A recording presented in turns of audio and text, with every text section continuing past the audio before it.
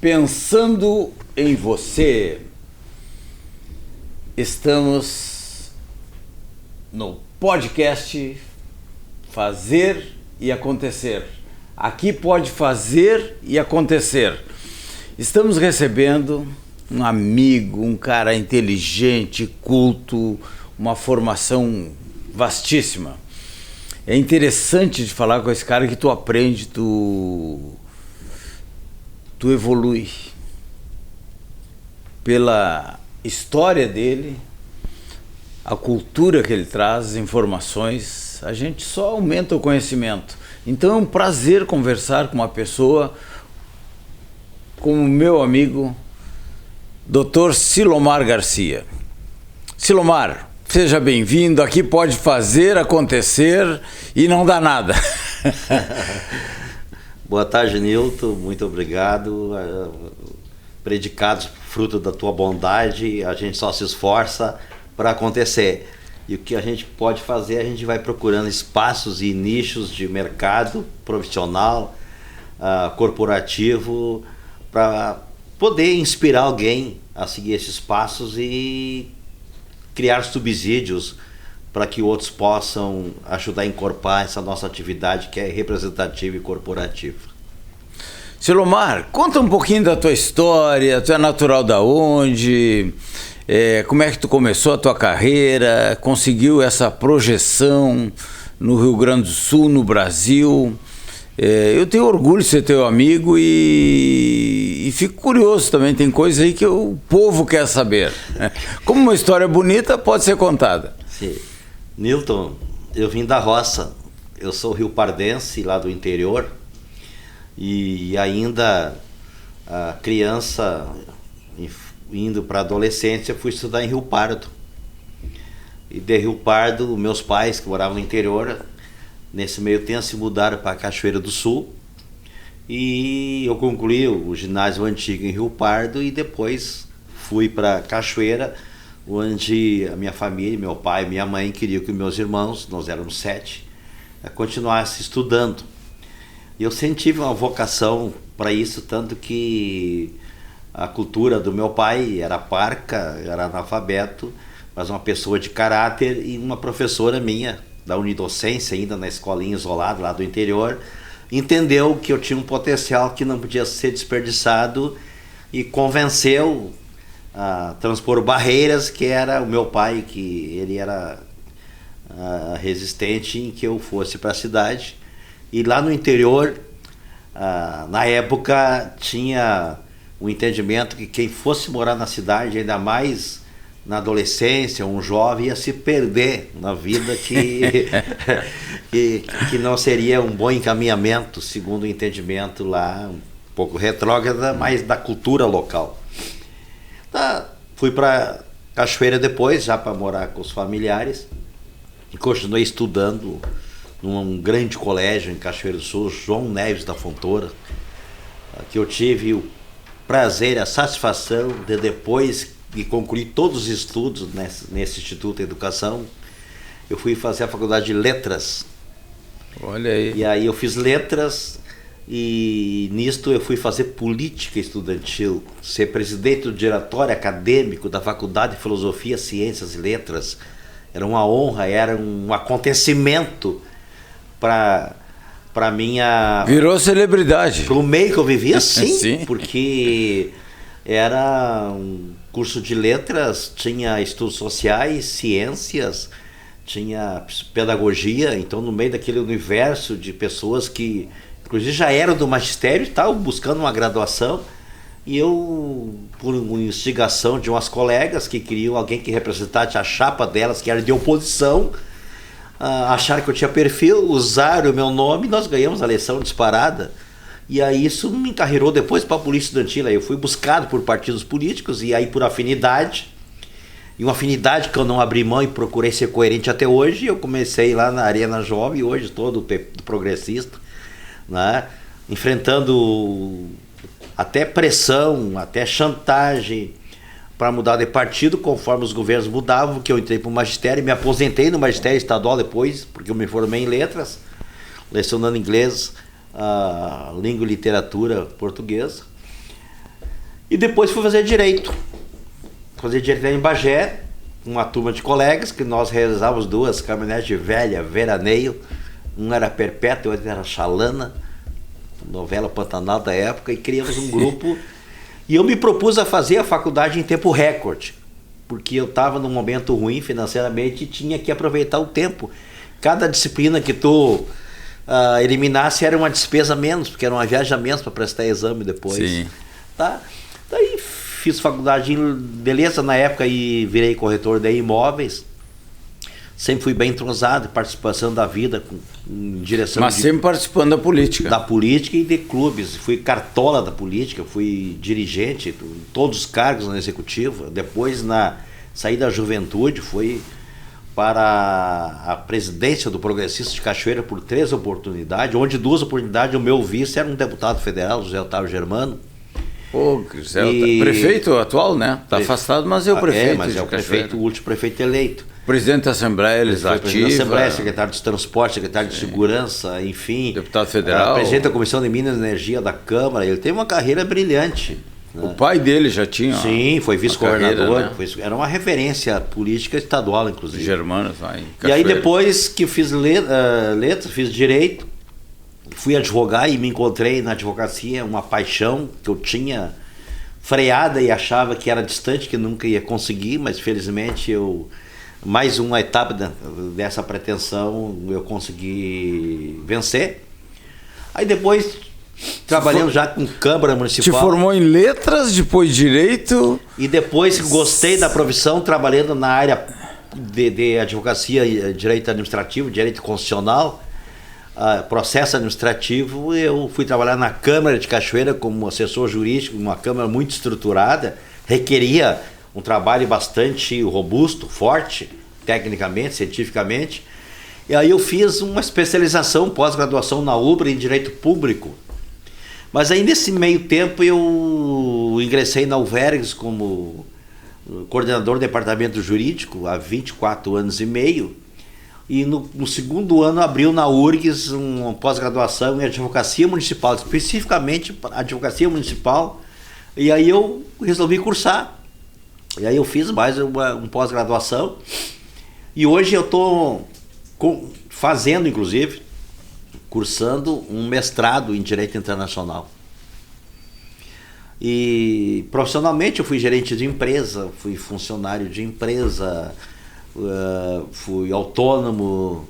Hoje eu tenho uma imobiliária com mais sócios, eu tenho uma consultoria que é Escola, RG, Escola, Assessoria, Consultoria Pública e Jurídica Limitada, quer dizer que procurei trabalhar nesta área. E na UVERGS a gente começou a incrementar, depois que eu assumi o departamento jurídico, tinha uns colegas muito preparados, mas um pouco acomodados, e eu procurei dar uma dinâmica diferente, né, porque o direito é dialético, assim como a vida é dialética. E a UVERGS congrega o quê? O UVERGS? A UVERGS é a União dos Vereadores do Estado do Rio Grande do Sul. Anos atrás, questão de uns 25 anos, o conselheiro e ex-presidente do Tribunal de Contas, Hélio Saul Mileski, que era uma referência técnica. Conheci ele e o irmão dele, que também era do Tribunal de Contas. Sim. Tradicionalistas. Exato. O Mileski foi campeão de chula. Era uma referência, então. Era corretor de seguros do Saul Mileski. Também. Então, o conselheiro Mileski era uma referência como cientista e jurista do direito público, principalmente o municipal. E daí ele orientou e sugeriu uma alteração estatutária até para se conformar com as câmaras que contribuem com a UVERGS, as filiadas, que fosse a União, hoje está no seu estatuto, União de Vereadores de Câmaras e Associações Regionais. Então hoje é muito abrangente essa situação. Depois a UVERGS em 2023, com uma lei que levou o nome de Jerônimo Gergen, ela foi... Deputado de Bento Gonçalves? Não, Santo Augusto. Santo Augusto? Santo Augusto, Jerônimo Gergen. E aí ela... Corta essa parte. Não, Aí ela ganhou a categoria, com a sanção desta lei, de entidade oficial para fins de convênio com órgãos públicos, tudo dos vereadores, câmaras e associações regionais. Então a UVERGS hoje é uma entidade reconhecida como de interesse público por lei estadual e reconhecida como de interesse público por notas técnicas do Tribunal de Contas do Estado do Rio Grande do Sul. E eu consegui, com o trabalho de relacionamento, de interatividade que a gente fez com as instituições, tudo a nível de Estado, hoje temos um termo de cooperação técnica formal, desde 29 de novembro de 2022, da UVERGS e o Tribunal de Contas. Então é formal. E assim como temos também formalizado uma parceria com a Assembleia Legislativa do Estado do Rio Grande do Sul para fortalecer, para estabelecer o municipalismo do Estado grandense, que é uma entidade municipal, mas principalmente o poder legislativo. O município pressupõe dois poderes, executivo e legislativo. Então nós focamos no poder legislativo para oferecer uma Câmara melhor. Porque o vereador tem que estar preparado, ele é juiz e ele é fiscal. Ele é o fiscal de todas as ações e atos da gestão no município. Porque ele tem que conhecer todas as nuances para que seja um bom fiscal e não irresponsável, senão seria um mau fiscal. E ele é juiz porque ele julga. Quem julga... Agora é muito difícil, né? Porque são leis, temas de direito. Exato. E o vereador não tem essa capacidade, esse conhecimento, todas essas leis. Como ele julga as contas do prefeito, o Tribunal de Contas apenas exare um parecer prévio que possa ser desconstituído pela Câmara Municipal, com um quórum de 2/3. Né, esse vereador precisa de uma super consultoria. Se quiser ser um responsável, ele tem que ter primeiro na Câmara uma assessoria boa. E a sua entidade regional, as associações regionais, também fornece oportunidade para uma preparação na formação do vereador para esse mistério, que é desenvolver uma vereança mais aparelhada, mais qualificada, mais empoderada, e a entidade estadual, que é a UVERGS, procura mensalmente, quinzenalmente, oferecer e ofertar curso de capacitação e formação com painelistas dos mais variados órgãos preparados, né, com currículo reconhecido, para que possam condimentar, então, o conhecimento do vereador. Eu tenho acompanhado esses eventos da UVERGS, e eu que sou de fora, não sou do meio político, né? Mas eu fico observando a qualidade dos palestrantes, o interesse dos vereadores, porque o pessoal sempre fica, o vereador vai fazer curso, será que ele comparece? Mas eu vejo a atenção que eles têm ali nesses cursos e a qualificação da UVERGS. E esse preparatório para os vereadores é de suma importância. O cara se candidata, mas ele não tem esse conhecimento jurídico, né? Então ele precisa dessa assessoria. Parabéns para o UVERGS, o seu cargo lá de coordenador político. Coordenador jurídico. Presidente licenciado, né? Em face das eleições. Mas cabe a mim montar a grade dos cursos. Cara, então, que responsabilidade. Eu crio a grade, o título, o tema, crio a sinopse, né, dos subtemas e escalo quais são os painelistas que eu acho mais adequado naquele momento para desempenhar a apresentação daquele painel. Inclusive eu apresento vários painéis há 20 e tantos anos, porque nós temos que preparar os vereadores. Se não queremos municípios mais fortes, mais independentes, né, mais empoderados, nós temos que dar as condições também. Se nós queremos devolver para a sociedade uma vereança mais qualificada, mais empoderada, com mais acuidade técnica, nós temos que preparar e oportunizar que a partir da sua entidade de classe, os vereadores saiam melhores preparados para que julgue melhor, fiscalize melhor e represente melhor a população.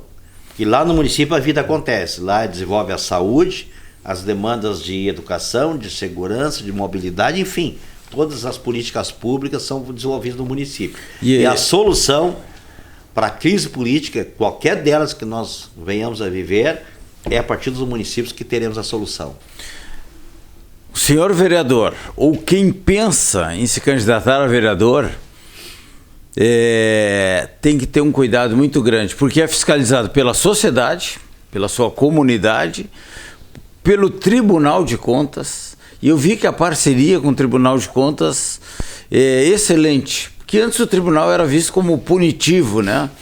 E hoje ele está mais aí como aconselhativo, né? Hoje o Tribunal de Contas tem uma atuação mais pedagógica, de orientação. E controle, né? O controle prévio, para depois vir uma fase sancionatória. Eles procuram dar todas as condições, tanto que o próprio regimento interno do Tribunal de Contas, ele tem no seu procedimento de julgamento e análise de contas, ele tem uma fase de levantamento in loco, né, de dados, na auditoria anual extraordinária, e aí eles fazem o levantamento e tem, inclusive, depois uma etapa que são a prestação de esclarecimentos, onde o gestor, o agente político, pode, nos esclarecimentos, inclusive, dirimir algumas dúvidas e afastar os apontamentos, né? Então é um Tribunal de Contas hoje bastante pedagógico, né? Bastante didático, procurando orientar antes de punir, antes de sancionar. Doutor Silomar, e o que o senhor vê assim, para os vereadores terem uma consciência maior desses riscos que eles correm? A partir que poderiam... de um discernimento mais cristalino, mais claro, para que tenha atitudes mais corretas em prol de uma administração mais eficaz e com maior eficiência, se preparar. A UVEGS oportuniza isso, outras entidades, consultorias, assessorias oportunizam também. A UVB, a nível nacional, presidida hoje pelo nosso conterrâneo Gilson Conzatti, que está muito bem, né?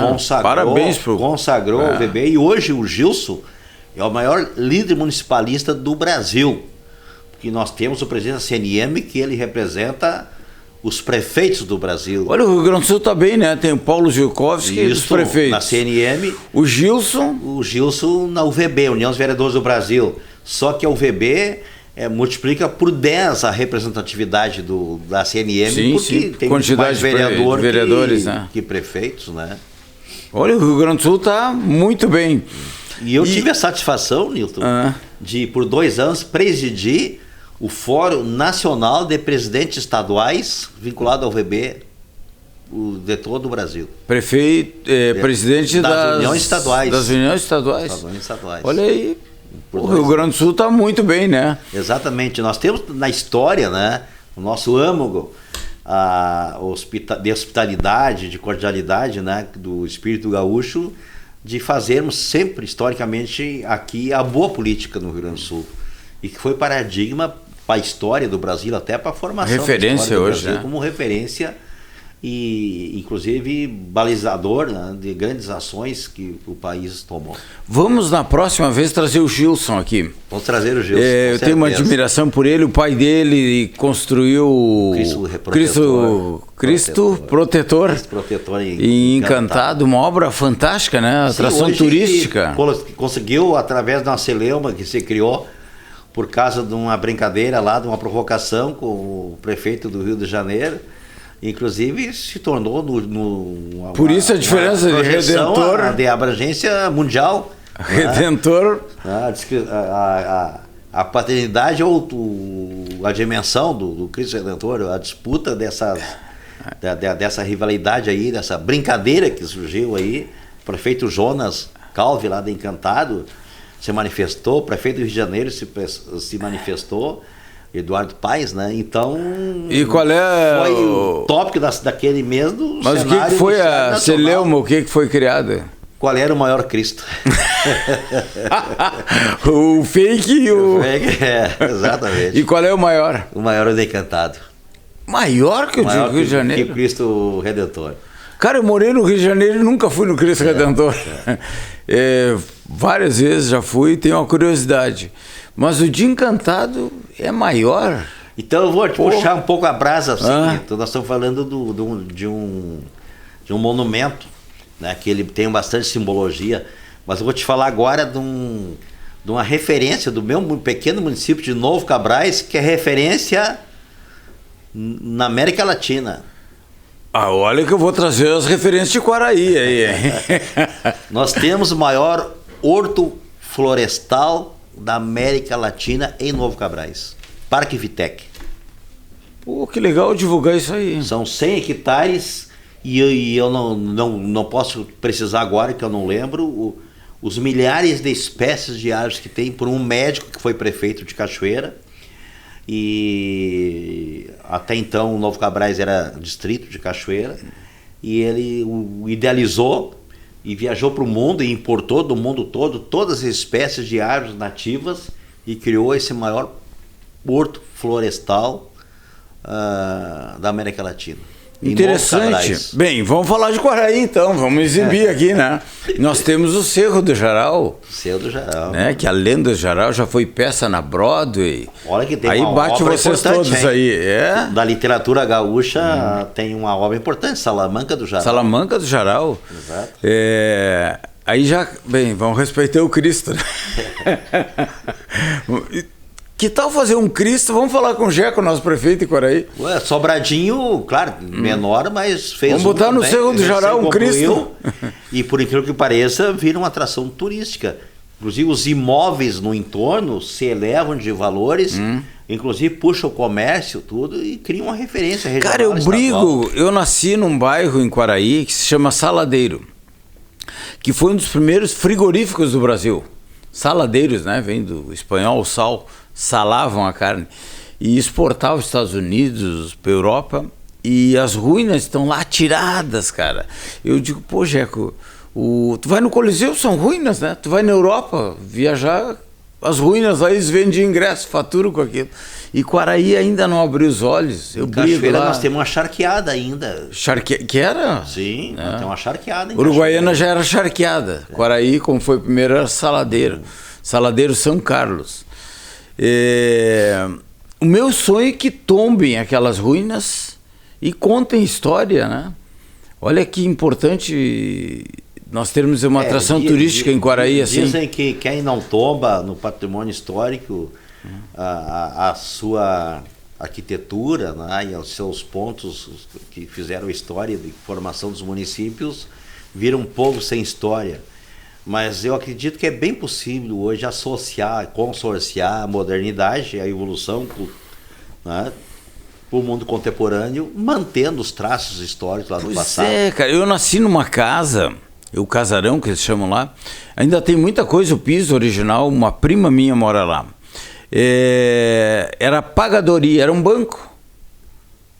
Tu vê, eu nasci numa casa que era um banco, nunca trabalhei em banco, mas criei um dos maiores negócios de banco no Brasil, que é o empréstimo consignado. Com certeza. Olha como a história é interessante, né? E eu quero te provocar, como falei hoje de manhã, que está em vossas mãos a idealização, a projeção para a efetividade de criarmos um Instituto de Previdência do Vereador Brasileiro. É uma provocação. Pois é, gente, vamos ter que pensar nisso aí, né? Faz falta, né? Nilton, eu divido, né, parte da minha vida profissional vocacionada para essa área pública, de advocacia pública. E nos momentos de reflexão, e eu oro muito, eu sou cristão, e eu peço sempre unção para a gente vir ideias, né, que aflorar iniciativas assim para que a gente possa contribuir para a humanidade, né? A humanidade que eu digo, nosso município, nosso estado, nosso país. Então, quando eu fico pensando a tudo aquilo que é possível nós idealizarmos, e dentro da entidade que a gente representa, e eu sou presidente da UVERGS há 11 anos, então a gente precisa deixar nossa marca. Eu sempre digo, a gente tem que inspirar a geração que está vindo, né, para afastar tudo aquilo que conspira, né? Então eu sempre procuro me inspirar em bons paradigmas, em bons projetos, para trazer, né, e adaptar para melhorar o municipalismo, mas principalmente a vereança do nosso estado. Eu concordo com o senhor, penso assim, E eu creio que eu já deixei a minha marca aí. Olha o empréstimo consignado, eu trabalhava no GBUX, está aqui a diretoria toda, sou amigo deles, no MBM, Montepio da Brigada, e na KPM. E o que essas entidades davam empréstimo para servidor público? Aí eu fui trabalhar com isso aí, mas era uma dificuldade, era no tempo da inflação, é uma história longa aí. Aí eu bolei aí. Vamos fazer um empréstimo no Banrisul, que tem as contas. O Banrisul me correu 4 vezes. Aí consegui no Banco Real, voltei no Banrisul. Com o presidente era o Ricardo Rossovski, topou na hora. Quem me apoiou foi o deputado Carlos Araújo, que não era ligado a dinheiro, a essa parte financeira, assim. E está aí hoje, é um dos maiores negócios do mundo. Então deixei a minha marca. Segundo, quanto à sustentabilidade, que eu tenha feito as palestras aí na UVERGS, né? Sustentabilidade no lado funerário, que é um dos segmentos do mercado que contamina muito o lençol freático, a água, e nós temos eu tenho orgulho, tá? Junto com a Anice, de ter constituído a primeira clínica com tratamento dos dejetos. E a primeira funerária que nós prestamos essa consultoria, a primeira funerária no Brasil, e eu acho que é a única até agora, que tem ISO ambiental. É um assunto de extrema gravidade no qual o senhor comprou essa ideia, né? E os vereadores estão escutando, estão meio assustados ainda, porque é um mercado pequeno, é fechado. Então eu estou deixando a minha marca aí para a sociedade, para os nossos futuros, né, netos, bisnetos aí, terem essa consciência.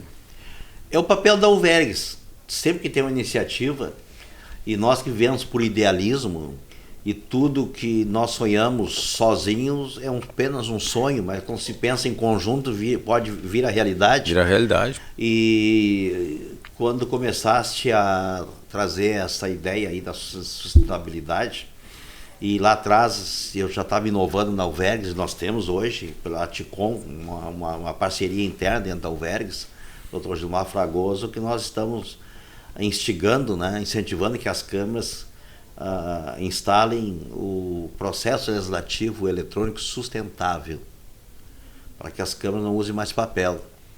E quando veio essa ideia, que a gente achou que era um nicho de mercado bastante interessante, até para fomentar e aparelhar melhor a vereança, e depois ouvindo na apresentação tua e da Anice, eu me foquei na Cachoeira do Sul, onde eu resido. Entendeu? Eu sou vereador Novo bela Cabrais, sacada mas isso, resido em Cachoeira do Sul. Tá? O cemitério das Irmandades, que é ali ao lado do hospital, fica na parte alta do rio. E já estava começando em cheias e alagues de outras intempéries de outras épocas, e agora recrudesceu agora nessas cheias últimas aí, que desbarrancou e caiu os túmulos para dentro do rio. Meu Deus. Para dentro do Rio Jacuí. E o Rio Jacuí é um dos principais rios do interior do estado. E para onde é que vai essa água? Então, e o chorume, a contaminação. Exatamente. Então aquilo que não foi bem planejado, bem projetado, bem tratado esses dejetos, ele vai trazer aquilo que tem de ruim junto. E os cemitérios são antigos, né? Não tinham essa consciência o pessoal antes, né? Não tinha. E hoje é difícil a gente falar esse tema porque o pessoal não quer tocar nisso aí. Não é só cemitério.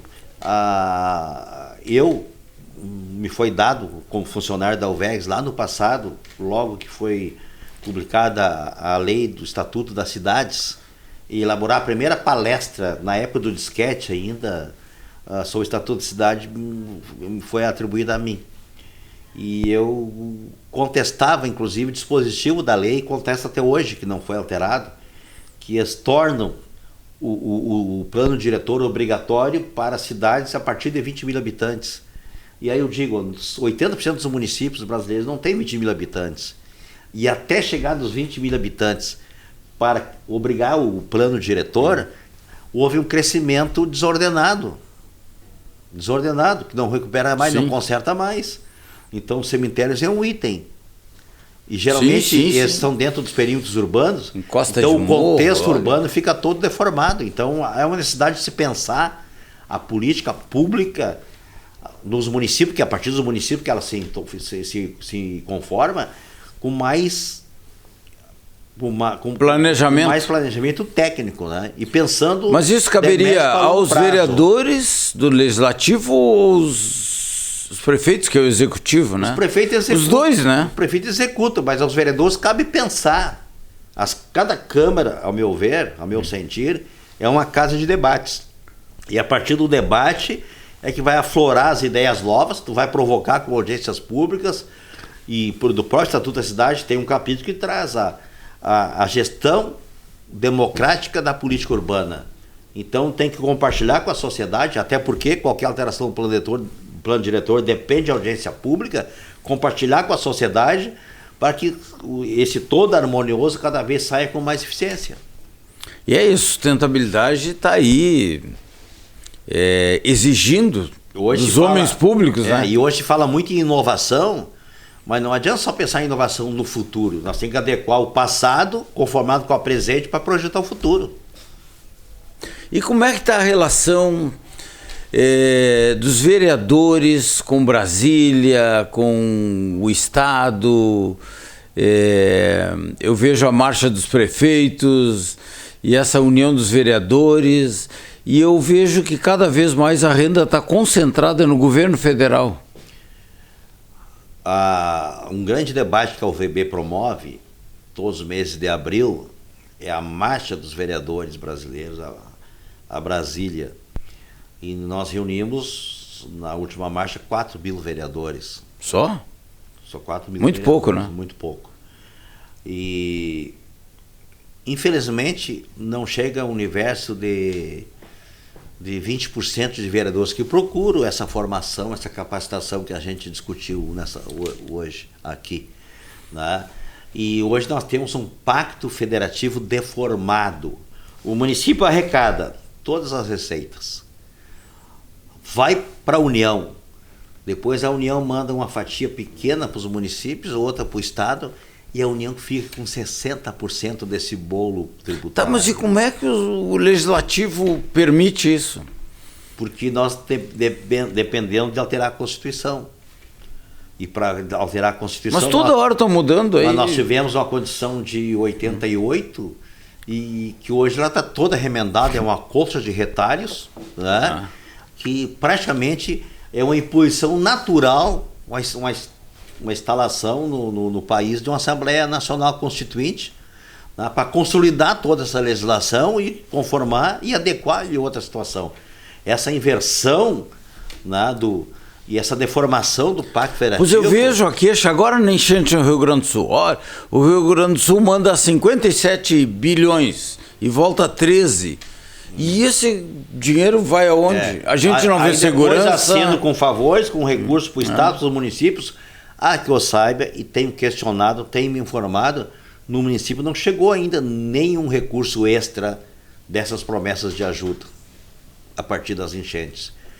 Houve, e ocorreu isso sim, adiantamentos de recursos e dinheiro que já era do povo, já era do cidadão.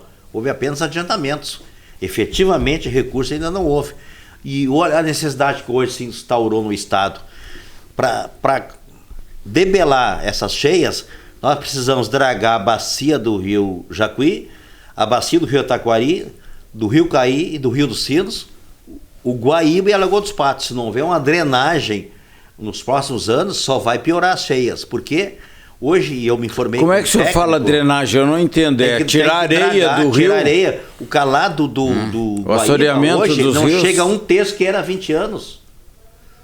E quem é essa responsabilidade? É de todos os governos. Mas é estadual, municipal? O município não tem como fazer sozinho, o Estado não tem como fazer sozinho. Então, se não houver um consorciamento do município com o Estado e com a União para resolver isso aí, o nosso Estado só vai piorar. E essa iniciativa, quem poderia fazer isso aí? A força política do Estado. a partir dos municípios, com os vereadores, sim, dos deputados. E tem alguém se forte. mexendo para fazer isso aí?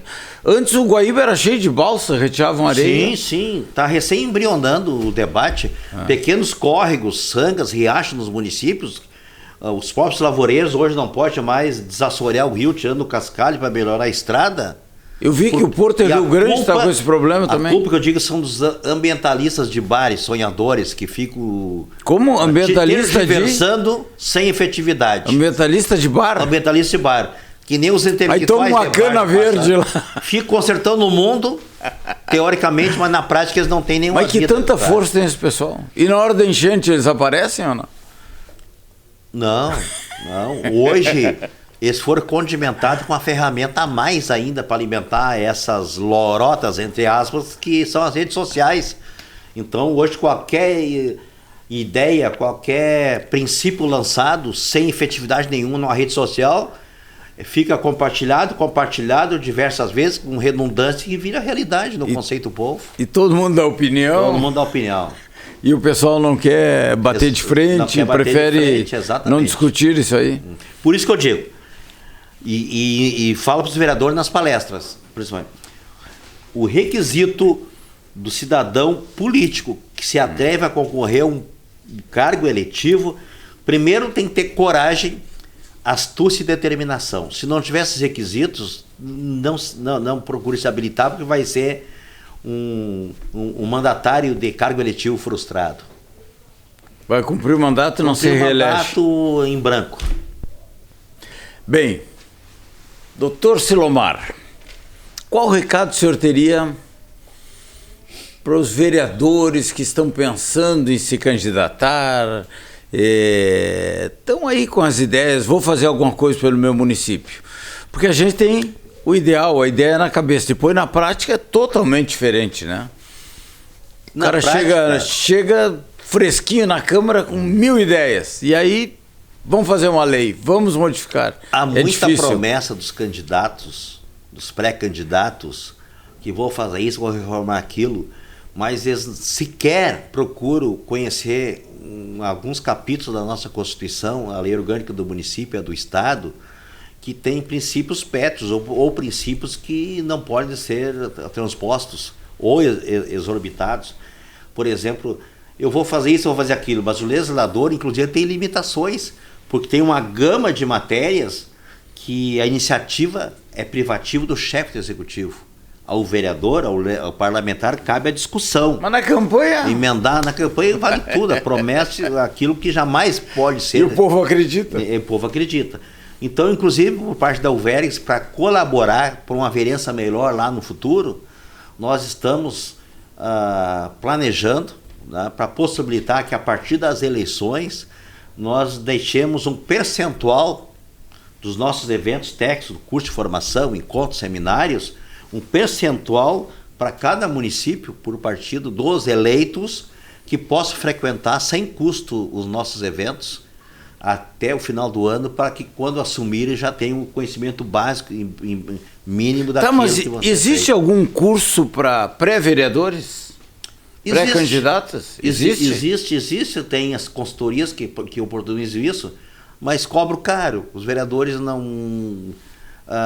realmente, talvez 70%, que são buscados de vários nichos de atividades do município para vir para a vida pública, vida política. Porque é muito arriscado gastar e depois gastar em conhecimento, preparação e depois gastar na campanha. Depois de gastar na campanha, não se preocupa com o conhecimento próprio. Então nós estamos oportunizando que após as eleições um percentual será destinado de vagas gratuitas para preparar esses vereadores que vão assumir dia 1º de janeiro de 2025. Pô, parabéns, hein? A gente falou de tanta coisa, mas é pouco, porque dá vontade de ficar falando e instigando, né? O senhor, atualmente, como é que está a sua situação política? Eu sou vereador, 3º mandato. Em Novo Cabrais? Em Novo Cabrais. Nunca dormi em Novo Cabrais. É um case hoje a nível de Brasil, nos encontros da marcha em Brasília. E como é que o senhor se elege lá? Eu fui procurador do município quando se emancipou por 8 anos, aí deixei um escritório lá, que também tem e mantém. Tem uma clientela boa, me vinculei ao município. E como eu sou um militante partidário, o meu partido precisou do meu nome para compor, na época, em 2012, a nominato de candidatos a vereadores, e eu não tinha no projeto pessoal essa atividade. E aí eu fiz um planejamento de campanha diferenciado, com um discurso de fazer uma vereança técnica e não aquela campanha apelativa de prometendo assistencialismo, mas sim criando grupos em cada reduto do município de apoiadores, vinculando e linkando a mim. Com ideias efetivas. Efetivas para que cuidasse da minha campanha, né? Nos reuníamos mensalmente e deu o resultado. E aí eu procurei fomentar isso aí, desenvolver. E hoje eu sou pré-candidato, mais uma vez, né? Sou dirigente partidário e presidente do partido, lá em Novo Gabrais, inclusive, né? Como eu já fui em Cachoeiro do Sul antes. Então, é o projeto que a nossa entidade precisa ainda, a nível estadual, ser mais aparelhado. Nós saímos de um revés aí, que foi a enchente, que nos abateu, que destruiu a nossa sede, o nosso acervo. Mas tivemos amigos, inclusive o colega de interlocução nesta tarde, que nos estendeu a mão e nos albergou aqui para que nós pudéssemos. Eu também, no primeiro momento, acampei no meu escritório com a metade da equipe da Uvergues, e a gente conseguiu passar essa fase de turbulência e calamidade sem problemas de continuidade na assistência e assessoramento das câmaras municipais. E eu vou me propor a concorrer mais uma vez para continuar, junto com o Gilson a nível estadual, tentando deixar um legado aí para a geração que virá logo aí adiante daquilo que a gente procurou melhorar, o fortalecimento do municipalismo. Vou lhe convidar para na próxima nós participarmos, trazermos o Gilson aqui. Com certeza. Para saber mais, né, da parte nacional. Com certeza. E parabéns, o senhor é considerado uma sumidade, né? Nesse meio aí. Por bondade dos amigos. Não, mas o pessoal me comenta, sabe? E eu tenho lhe acompanhado. Então é interessante a gente falar com pessoas que têm um conhecimento para falar de cadeira, né? Nilton, lá na Bíblia, no livro de Colossenses, no versículo subcapítulo 3, 12, diz que as virtudes devem ser cultivadas. Nós temos que cultivar virtudes, mas além de cultivá-las, acumulá-las para que nós possamos cada vez melhorar e inspirar mais gente a seguir essa trilha aí de civismo. Eu sempre digo, a nossa cruzada é de civismo para melhorar e preparar os nossos jovens que não tem mais moral cívica, nem mais os PB. Eles saem da formação de nível médio sem nenhum conhecimento político. O SPB, eu também. Organização Social e Política do Brasil. Então nós temos que suprir as carências do Estado. Esse é o meu papel. Muito obrigado. Vamos expandir essa consciência política aí. É um trabalho desafiador. Mas eu vi que vocês juntos aí, Silomar e Gilson, tem grande chance de melhorar a nossa sociedade e a consciência política dessa gurizada. Então, meu irmão, muito obrigado. E ficou aquele gostinho de quero mais. A gente pode mais, mas a gente quer agradecer. Podemos fazer e acontecer mais ainda. Mais. Tá? Muito obrigado. Quer agradecer essa oportunidade, não só para mim vir aqui, mas essa minha presença representa a Uvergues, né? Os vereadores do Estado do Rio Grande do Sul, e dizer que o papel do vereador é nobre, né? O papel na Constituição ele é nobilíssimo e precisamos melhorar cada vez mais para que deixemos um legado inspirador para essa geração. Muito obrigado. Aí no vídeo vai constar o nosso telefone, quem quiser dar opinião e já perguntas e assuntos, sugestões para a próxima entrevista aqui que vai estar o Gilson. O sobrenome do Gilson é? Consati. Consati. Ele é vereador aonde? Iraí. O pai dele fez o Cristo em Encantado. Encantado, Cristo Protetor. Foi prefeito 4 ou 5 vezes em Encantado, se não me falha a memória. E foi vereador em Encantado. foi empresário. Está no sangue a política para ele. No sangue, foi diretor, presidente do DAE, ele foi presidente da Coab, ele deixou um legado de serviços inspirador para a geração do clã, da família dele e para nós também. Então está aí lançado o desafio para trazer o Gilson. Com certeza. Um abraço, pessoal.